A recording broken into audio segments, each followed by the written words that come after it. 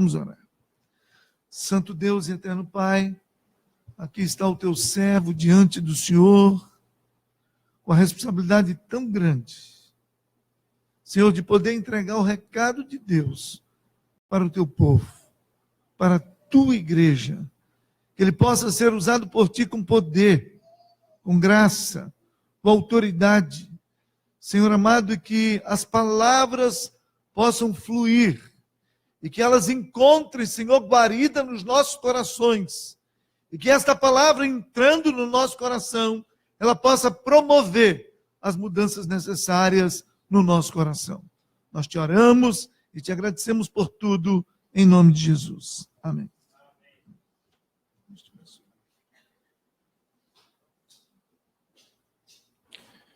Boa noite, irmãos. Paz do Senhor. Vamos abrir a palavra do Senhor em Mateus, Evangelho de Mateus, capítulo 4.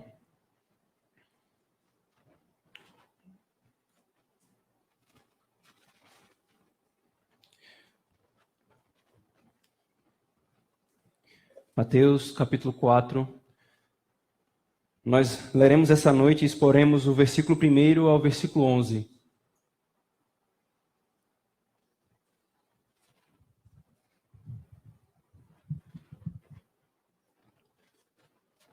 Diz assim a palavra do nosso Deus.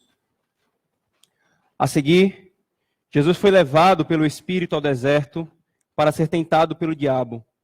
E depois de jejuar 40 dias e 40 noites, teve fome. Então o tentador, aproximando-se, lhe disse: Se és filho de Deus, manda que estas pedras se transformem em pães. Jesus, porém, respondeu: Está escrito, não só de pão viverá o homem, mas de toda a palavra que procede da boca de Deus. Então o diabo o levou à cidade santa, colocou-o sobre o pináculo do templo e lhe disse: Se és filho de Deus, atira-te abaixo, porque está escrito: Aos seus anjos ordenarás a teu respeito que te guardem, e eles te sustentarão nas suas mãos, para não tropeçares em alguma pedra. Respondeu-lhe Jesus: Também está escrito: Não tentarás o Senhor, teu Deus. Levou-o ainda o diabo a um monte muito alto, mostrou-lhes todos os reinos do mundo e a glória deles, e lhe disse: Tudo isso te darei, se prostrado me adorares. Então Jesus lhe ordenou: Retira-te, Satanás, porque está escrito: Ao Senhor teu Deus adorarás, e só a ele darás culto. Com isso, o diabo o deixou, e eis que vieram anjos e o serviram. Amém, irmãos. Que o Senhor nos abençoe nessa noite. Queridos, quando eu e você somos tentados por Satanás, quando nós somos afligidos pelos seus dardos, como é que nós nos defendemos dos seus ataques? Ou melhor, quando nós somos tentados por Satanás, qual é a garantia que nós temos de que conseguiremos vencer ou resistir às suas tentações? John Bunyan, um pregador batista do século XVII, ele escreveu uma obra conhecida até hoje, chamada O Peregrino. Nessa obra, ele de maneira alegórica retrata a vida de um cristão comum, eu, você. E nessa alegoria, ele vai em cada momento do livro mostrando momentos importantes e específicos da vida de um cristão. Até que, em um determinado momento, o cristão, que é o personagem principal dessa alegoria, ele encontra-se com um amigo chamado Fiel e passam a peregrinar juntos. E eles chegam numa cidade chamada Cidade da Vaidade. Nessa cidade, havia uma feira chamada Feira das Vaidades. Ali, irmãos, John Bunyan vai descrevendo, nessa feira era oferecido todo tipo de coisa. E ele diz, ninguém poderia chegar à cidade celestial sem passar por aquela feira, porque ela ficava exatamente no meio do caminho, na peregrinação. E ele continua, de fato, até o rei da cidade celestial teve de passar por ali. E Beelzebu, o príncipe daquela cidade, lhe ofereceu as suas iguarias. Mas o rei da cidade celestial não gastou um único centavo naquela feira e passou por essa feira até a cidade celestial.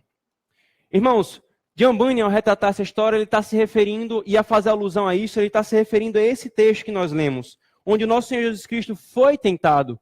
E a tentação do nosso Senhor, ela possui profundo significado para nós e para o Evangelho. Nós lemos esse texto, irmãos, no Evangelho de Mateus, que é um livro escrito por aquele chamado Levi, cujo nome foi mudado para Mateus. Ele escreve esse Evangelho mais ou menos 20 anos após a ascensão de Cristo. E qual é o alvo de Mateus ao escrever o Evangelho? Ele queria alcançar um público específico, e esse público eram os judeus. Os judeus, eles ainda resistiam ao Messias que havia chegado. Então Mateus escreve esse Evangelho para esse público, para os judeus, para provar uma coisa: Jesus Cristo é o Rei Messias prometido. Jesus Cristo é o próprio Deus que se encarnou para salvar o seu povo. É por isso, irmãos, que diferentemente de outros evangelhos, nós encontramos continuamente, quase que 4 vezes, 5 vezes no mesmo capítulo, Mateus continuamente citando o Antigo Testamento, porque ele quer mostrar que esse que foi profetizado pelos profetas era Jesus Cristo que havia chegado e havia operado a sua obra. Mateus, então, irmãos, no capítulo 1, logo no início do capítulo, se você puder olhar comigo, ele abre o livro com uma genealogia, algo muito importante para os judeus, para provar que Jesus era o filho de Davi, filho de Abraão. Ele era aquele que foi prometido a Davi como o rei que sentaria eternamente no trono davídico, e ele era aquele descendente prometido a Abraão, por meio de quem todas as famílias da terra seriam abençoadas. E ele continua na sua argumentação, quando ele, a partir do versículo 1, do capítulo 1 até o capítulo 2, versículo 12, ele mostra essa questão da descendência. A partir do versículo 13 do capítulo 2, Mateus ele começa a estabelecer alguns paralelos. E que paralelos são esses? Um paralelo fundamental é: Jesus Cristo é o Filho de Deus. Ele é o verdadeiro Israel de Deus. Em que sentido? Israel, irmãos, no Antigo Testamento também era chamado de o Filho de Deus. Cristo é o Filho de Deus. É por isso que Mateus, no capítulo 2, versículo 15, diz: quando Cristo foi para o Egito, ele o foi para que se cumprisse a Escritura. Do Egito chamei meu filho. E nesse contexto do profeta Oséias se referia a Israel. Aqui Mateus aplica a Cristo, para mostrar que ele é o Israel, o Filho de Deus, fiel. No capítulo 13, irmãos, então, a partir do versículo 11, nós temos Cristo sendo batizado e dando início ao seu ministério. E Mateus descreve as características do ministério de Cristo. No versículo 17, algo importante é dito: eis que uma voz dos céus que dizia: este é meu filho amado, em quem me comprazo.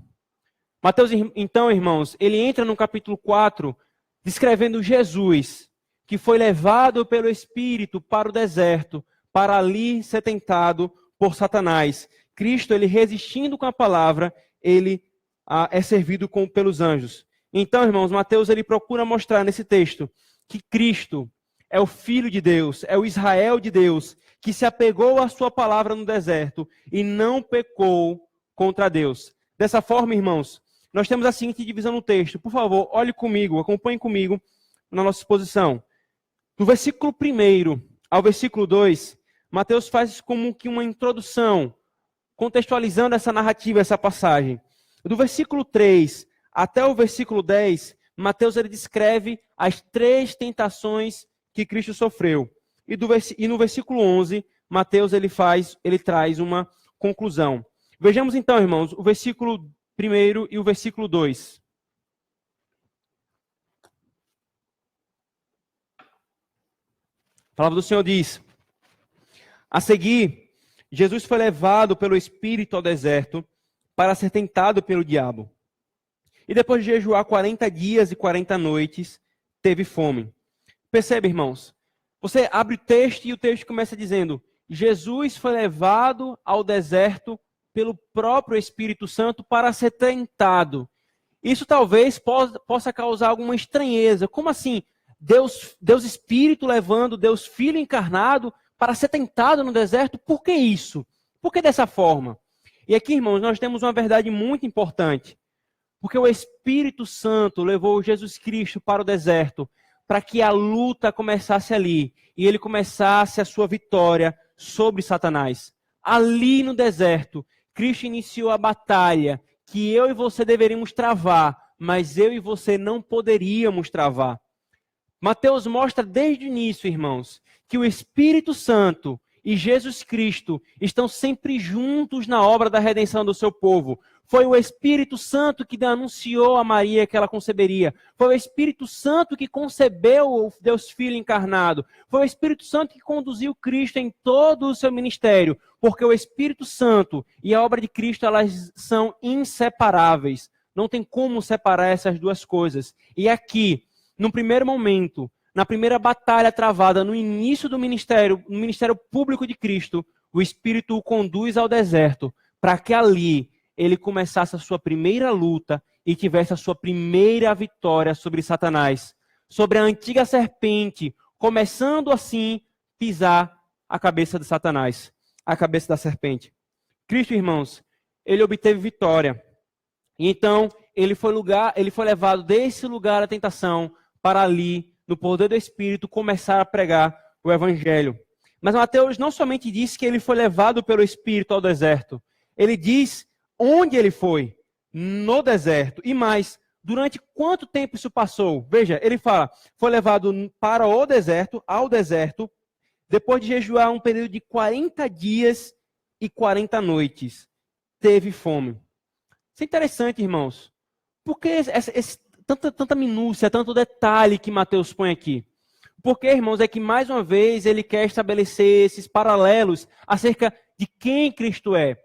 Perceba, Cristo ele foi levado para o deserto para ser tentado. Aqui nós temos um contraste entre Cristo e Adão.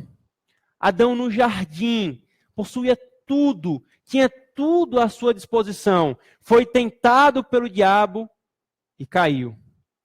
Cristo, no deserto, padecendo fome, foi tentado pelo diabo e resistiu. E se manteve firme. Cristo é o segundo Adão. O que o primeiro Adão não fez e falhou, Cristo fez e cumpriu.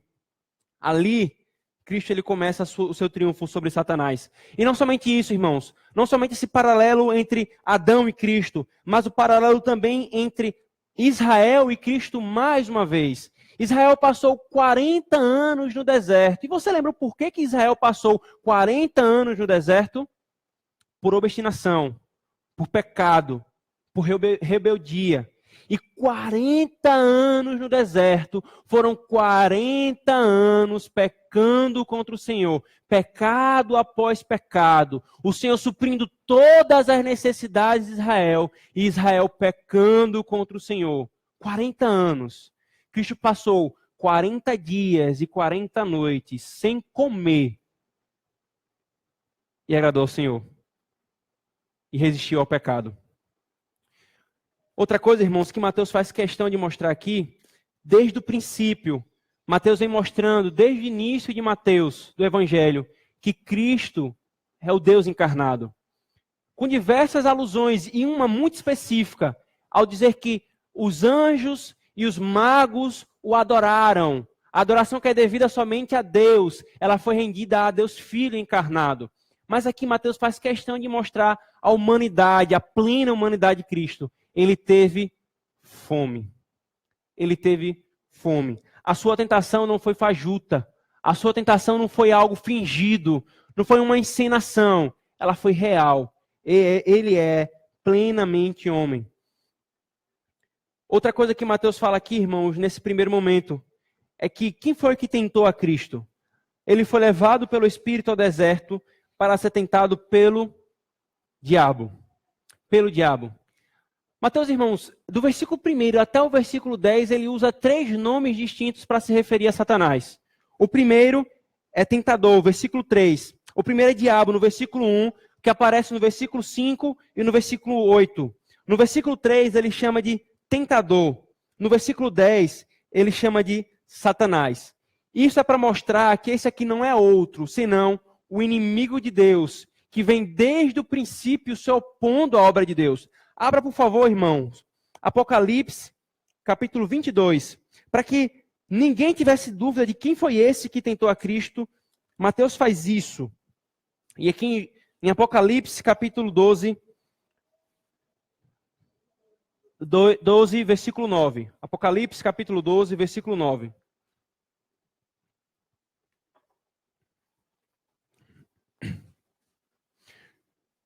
João diz: e foi expulso o grande dragão, a antiga serpente, que se chama Diabo e Satanás, o sedutor de todo o mundo. Sim, foi atirado para a terra e com ele os seus anjos. Apocalipse capítulo 20, versículo 2.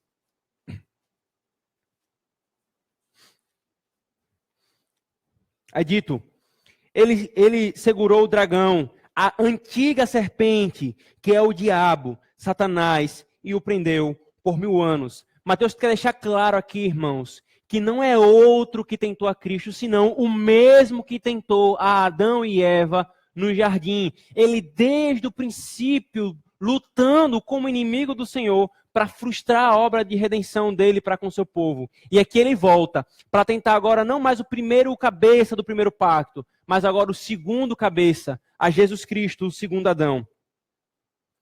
Queridos, o significado da tentação de Cristo para nós é que ele foi tentado para que ele fosse perfeito sumo sacerdote e perfeito sacrifício.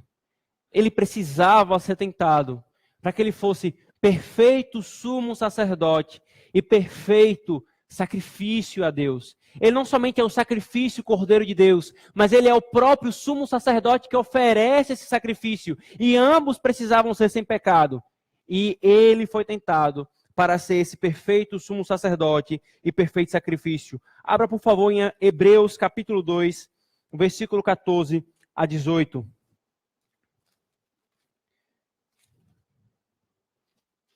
Hebreus capítulo 2, versículo 14 a 18. Diz assim a palavra de Deus: visto, pois, que os filhos têm participação comum de carne e sangue, deste também ele, Cristo, igualmente participou, para que por sua morte destruísse aquele que tem o poder da morte, a saber, o diabo, e livrasse todos que, pelo pavor da morte, estavam sujeitos à escravidão por toda a vida.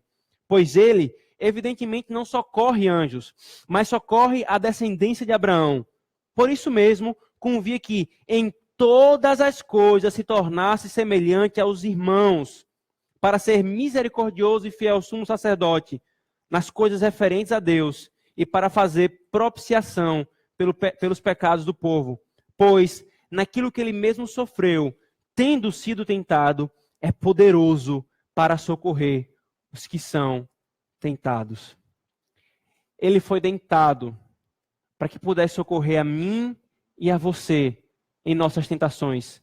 Ele venceu a luta que eu e você não poderíamos vencer, irmãos.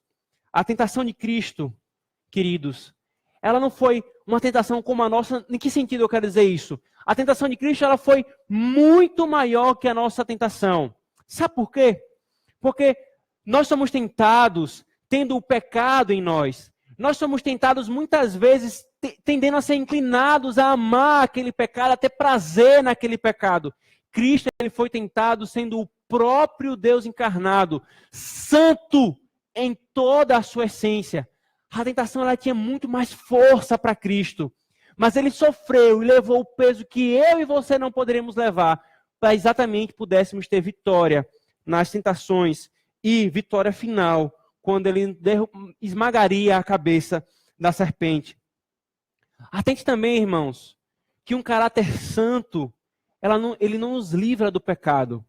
Veja, Cristo, o homem mais santo, ele foi tentado. Portanto, não se confie na sua piedade, não se confie de que você está a salvo das tentações. Não seja ingênuo, não seja tolo. Atente para as suas fraquezas, não brinque com essas coisas. Porque quem brinca com fogo se queima. Quem brinca com o pecado, logo, logo, estará envolto nos seus braços. Queridos, e não queira estar amarrado pelas amarras do pecado. Não brinque com o pecado, crente. O menor movimento do pecado no seu coração, você precisa odiar isso, você precisa rejeitar isso. Porque o pecado, ele chega como uma serpente.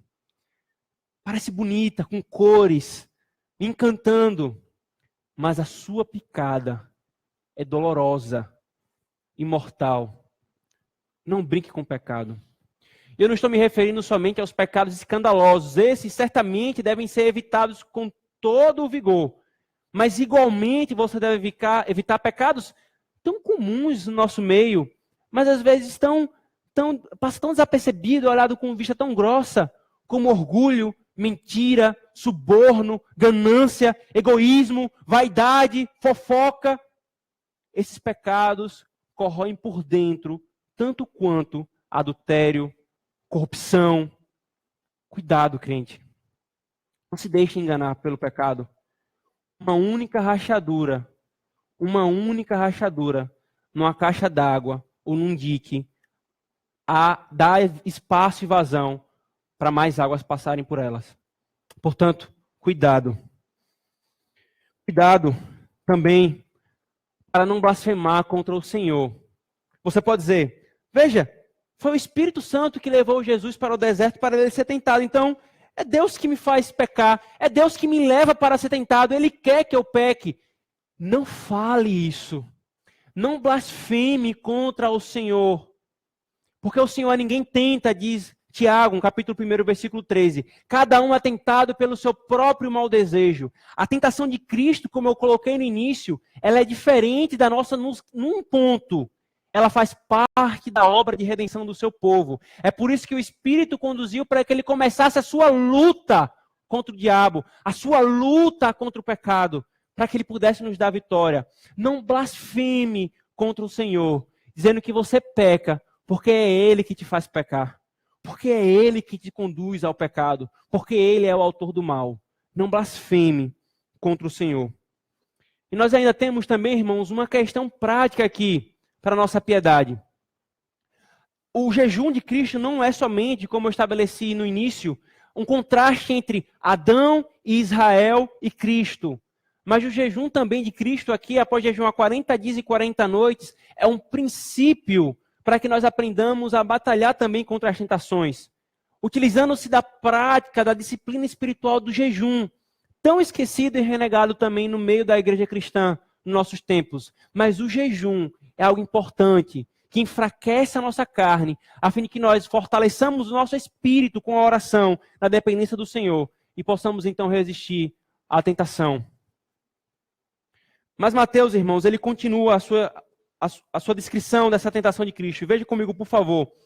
No versículo 3 ao versículo 10, Mateus ele passa a descrever as tentações que Cristo sofreu. Foram 3 tentações. 3 tentações. Cada uma delas em lugares diferentes. E se você perceber comigo, há um tipo de progressão geográfica. Veja, a tentação ela começa no deserto, e o deserto da Judeia era de fato embaixo em relação ao segundo momento, a cidade santa, Jerusalém, no Monte Sião. Então a tentação começa no deserto, Satanás então o conduz para a cidade santa, e da cidade santa, Mateus diz, ele o levou para um alto monte. Perceba a progressão. Nós temos aqui algo importante, irmãos, porque cada um desses lugares, deserto, Jerusalém, cidade santa, e um alto monte, são 3 momentos importantes, ou 3 locais importantes na história de Israel. Mas não somente isso. Não somente isso. A obra de redenção do Senhor Jesus Cristo, ela se dá naquilo que nós chamamos de humilhação. É essa humilhação que Paulo fala lá em Filipenses capítulo 2. Quando ele, sendo Deus, ele veio e se tornou homem. É o estado de humilhação de Cristo. Ele vai se rebaixando até se tornar igual à sua criatura que ele irá redimir. Satanás, ele faz um movimento contrário. Cristo, ele se humilhou. Satanás, ele quer levar Cristo para o mais alto possível, num movimento contrário ao da sua redenção, da obra da sua redenção. Mas o que é interessante aqui, irmãos, é que das 3 tentações, 2, elas dizem respeito à filiação de Cristo.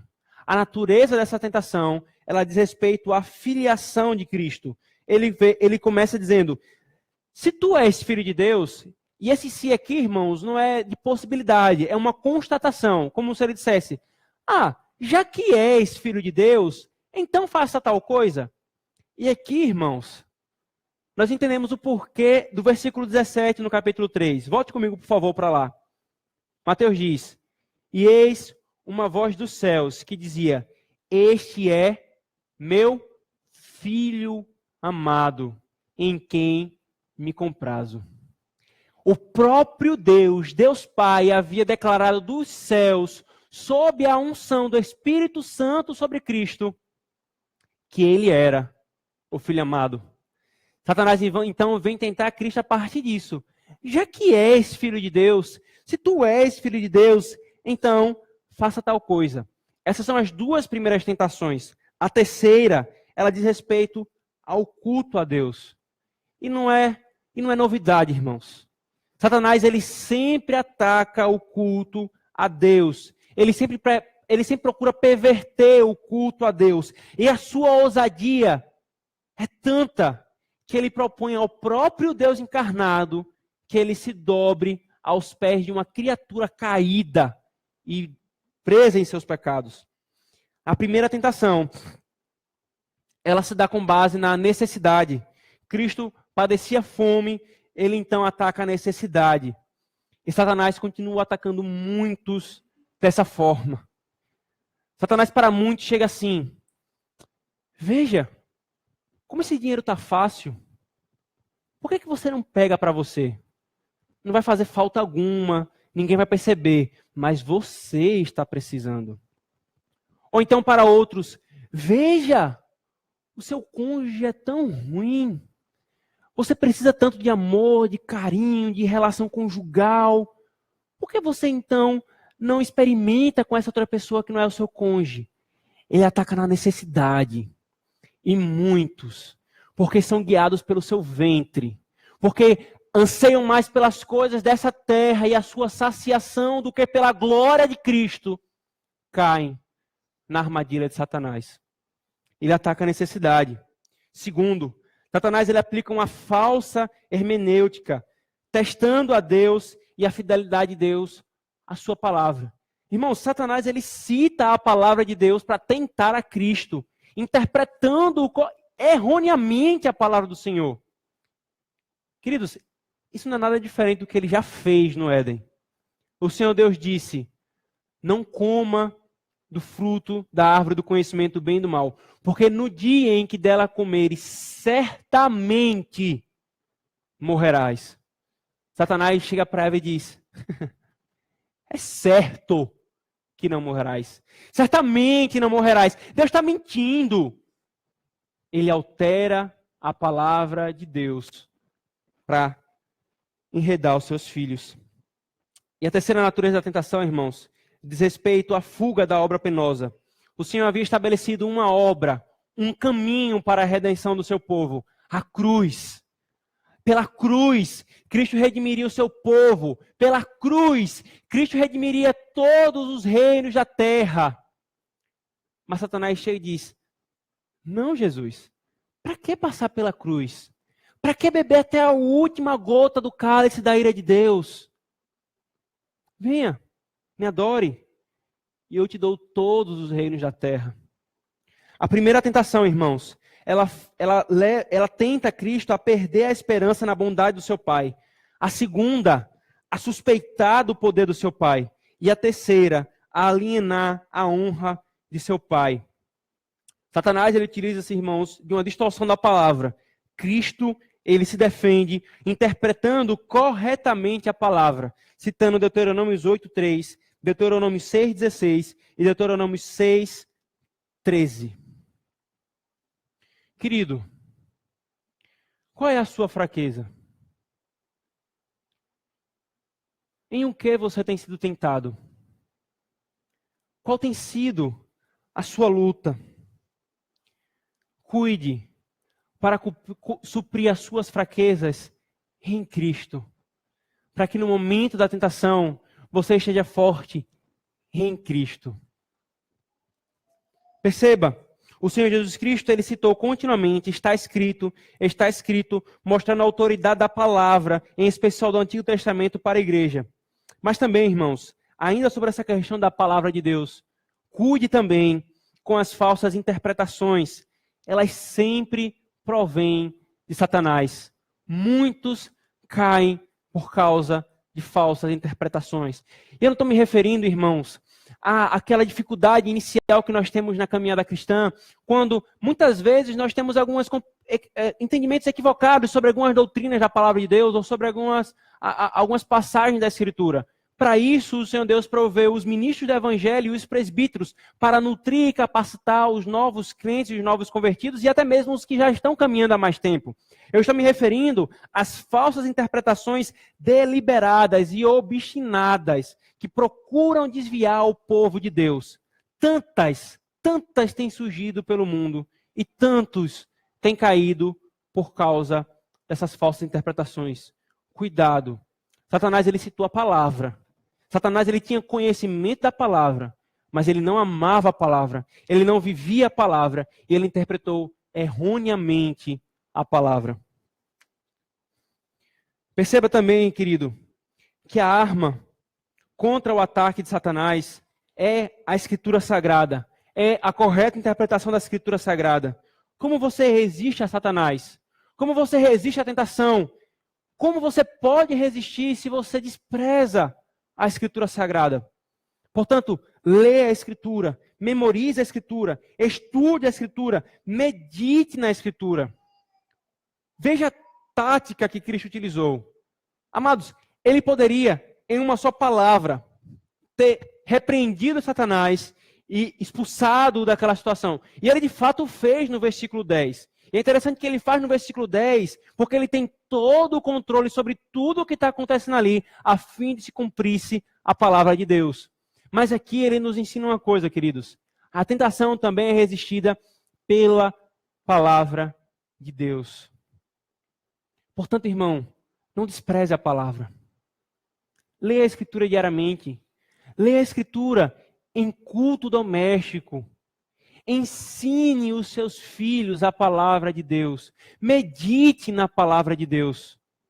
De tal forma que se cortarem um pedaço da sua pele, não vai sair sangue. Vai sair a palavra de Deus. Porque você está cheio da palavra de Deus. Esse é o caminho. É um dos caminhos, além da oração, da vigilância, para que você possa resistir a Satanás. E cuidado, querido. Cuidado com as propostas de idolatria. O que Satanás tem te oferecido para que você adore em lugar do Senhor? Cargos, talvez uma promoção. Negocie aqui esse princípio, porque se você negociar uma coisa tão besta, não seja radical, não seja legalista. E aí você vai alcançar algo maior. Qual é a idolatria que Satanás tem lhe oferecido? Qual o culto ele tem lhe oferecido? Para que você caminhe um caminho que não seja a cruz de Cristo. Cuidado, querido. Mas nós chegamos, irmãos, no versículo 11. O fechamento dessa narrativa.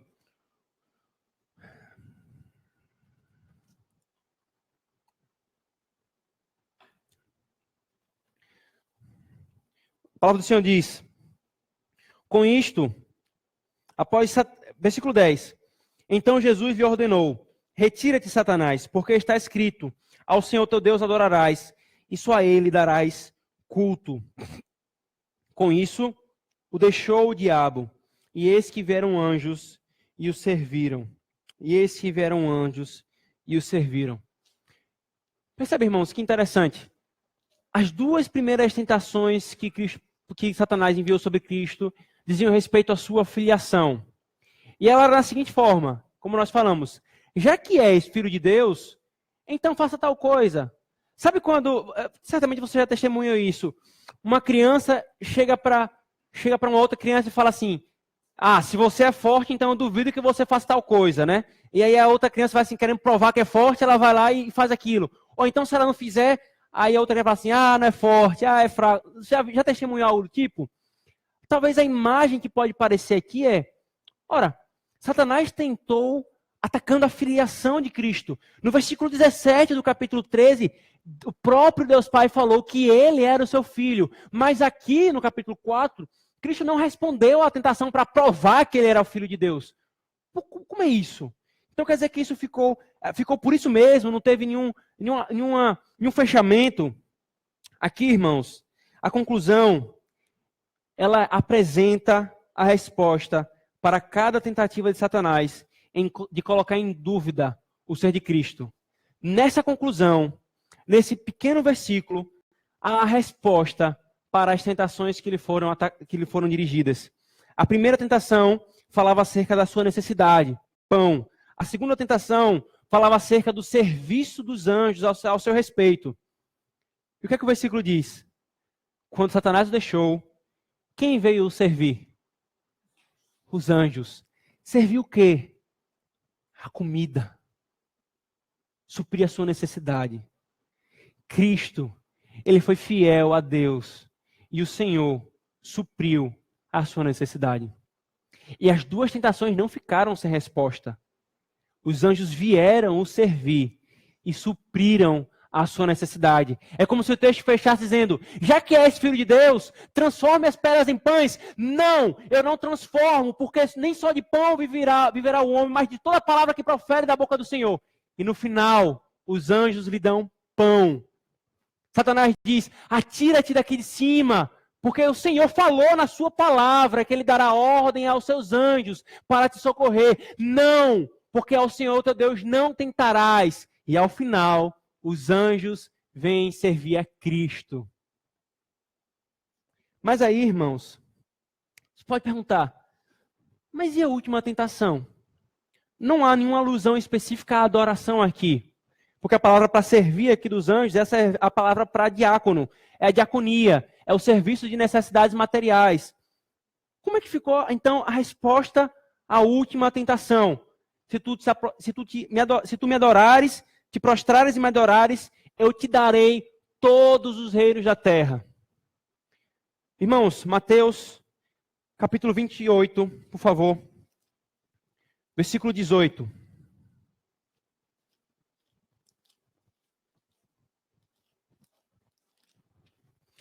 A resposta estava bem guardada para os últimos versículos de Mateus, quando Jesus, aproximando-se, falou-lhes, dizendo, toda autoridade me foi dada no céu e na terra.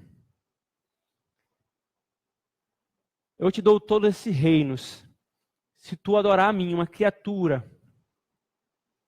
Cristo diz, não, somente ao Senhor adorarás.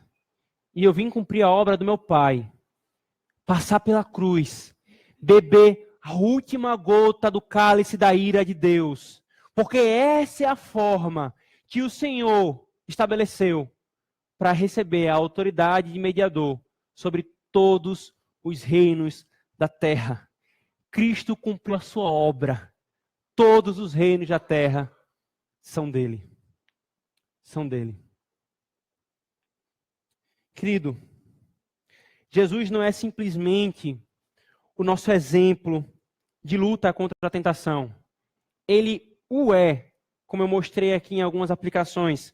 Mas o ponto principal desse texto, como eu também já pontuei no início, é que ele é o nosso substituto.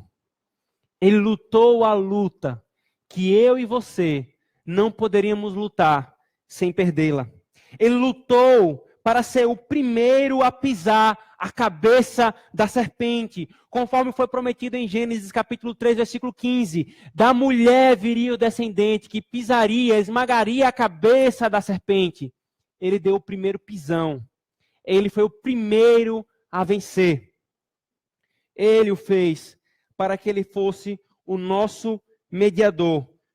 Ele venceu. Conforme o autor de Hebreus diz no capítulo 4, versículo 16. Aproximemo-nos do trono da graça confiadamente, porque nós temos um sumo sacerdote que pode compadecer-se das nossas fraquezas, porque ele em tudo foi tentado, porém, sem pecado. Sem pecado. E ele assim o foi, irmãos. Ele sofreu o que sofreu, para deixar claro para você que ele, o coração dele, está inclinado para você, se você o procurar, se você o buscar. Ele o fez para ficar evidente que ele é o sacrifício perfeito, que ele é o sacrifício perfeito. Meu querido, qual é a tentação que você está passando que Cristo não possa te socorrer? Qual é a tentação, a luta que você está passando que você não tenha para você, crente, o braço do teu Senhor estendido? Venha, eu posso te socorrer, eu venci para te socorrer. Qual é a tentação, crente, que você está passando que Cristo não possa ser o teu suporte e o teu apoio? Oh, amado, recorra para o teu Senhor. Recorra para Cristo. Não pense que você vai conseguir vencer o pecado pela sua própria força, por determinado misticismo que você pode estabelecer. Não. Recorra em oração a Cristo. Agora, tente também você, impenitente, você que tarda em se arrepender e que ama brincar com o pecado, que ama flertar com o pecado, onde o amor ao pecado reina no coração, Cristo não reina. Entenda isso. Onde o pecado e o amor ao pecado reina, Cristo não reina. Portanto, se você tem andado de maneira impenitente, se você tarda dia após dia o arrependimento e abandonar o seu pecado, cuidado. Porque talvez você já possa estar enredado de tal forma nele, que você já o ama mais do que qualquer outra coisa nessa vida. Cristo pode lhe socorrer. Arrependa-se e se volte para Ele. Não fique brincando com o pecado. Não fique brincando com o pecado. Agora você, meu querido, que essa noite nos ouve a pregação da palavra do Senhor. Você que não passou pelo processo de conversão. Você que talvez nunca ouviu falar de Cristo. Você que não é convertido ao Senhor Jesus Cristo. Nessa noite, o Senhor Jesus te chama. Aí você pode pensar, não, eu tenho muito pecado, eu pequei tanto. Você não imagina, Christopher, o quanto eu sou pecador. Tenha certeza de uma coisa. Há mais graça em Cristo do que pecado em você. Portanto, recorra a Cristo. Ele te chama, arrependa-se dos seus pecados e creia, e você será salvo. E então, você terá livre acesso a Deus Pai, porque ninguém vai a Deus se não for por meio de Cristo. Querido, agarre-se a essa verdade. O nosso Senhor triunfou sobre a tentação, para que pudesse ser o nosso mediador perfeito e o nosso sacrifício perfeito.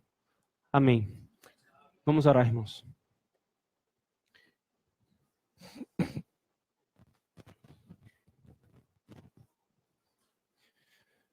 Senhor Deus, nós agradecemos a Ti, Pai.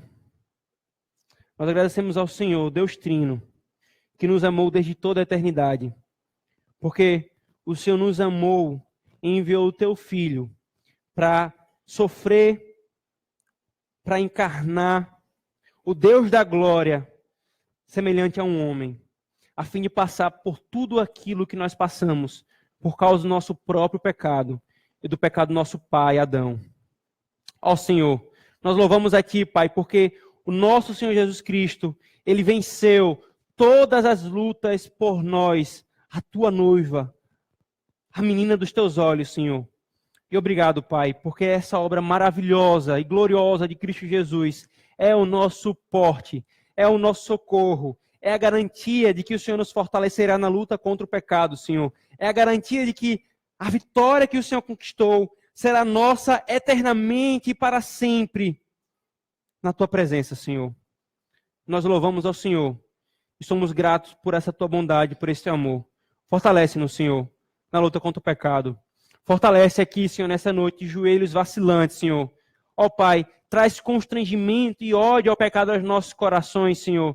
Ó Senhor, desperta aqueles que têm flertado e amado os seus pecados, para que eles abandone-os por amor a Ti, Senhor. Para que o Teu nome seja glorificado e o Teu nome não seja blasfemado entre aqueles que não Te conhecem, Senhor. Nós oramos pedindo essa graça, gratos pelo Teu amor.